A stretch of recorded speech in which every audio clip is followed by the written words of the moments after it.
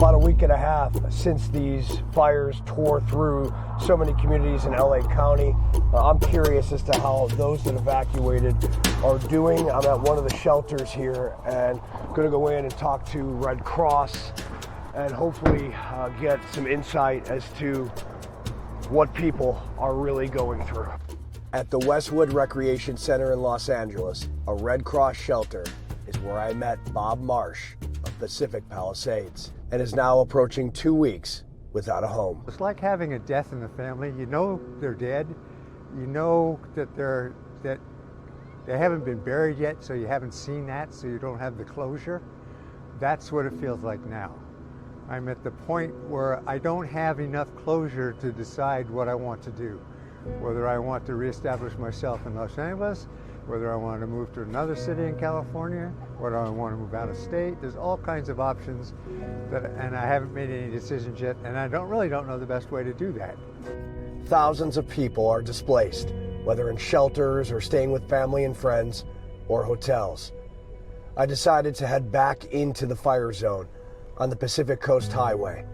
Checkpoint after checkpoint, utility crews and fire departments working hard to shore up all of the hazards.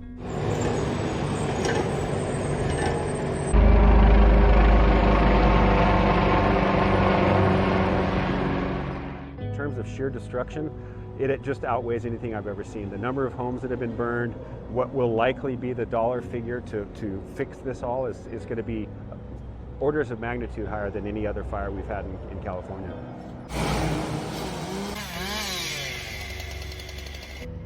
A few miles after all those checkpoints, Malibu. This is what it looks like up and down the Pacific Coast Highway, from here all the way to Pacific Palisades to the edge of Santa Monica. And though beautiful with the Pacific Ocean and the waves crashing in, this is what thousands of people will eventually come back to as they assess their homes incinerated and in ruin. People like Bob Marsh, who are trying to figure out what his path forward actually is amid the destruction, steel beams, and what used to be families, friends, and joyous situations in so many places, now gone. We are going to last. We're going to work things out so that we can reestablish life that makes sense in Southern California.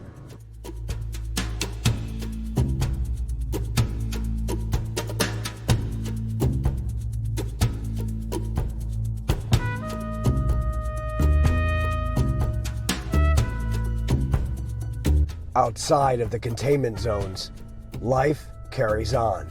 This is trauma that they've experienced, probably like nothing that they've experienced in their life. And so that doesn't go away in 10 days' time. Though the infernos are done, the Santa Ana winds will return in the coming days. That is a huge concern for firefighters and utility companies trying to shore up these neighborhoods, remove the hazards, so that people who lost everything can come back in and assess. In Los Angeles County, Robert Ray, Fox Weather.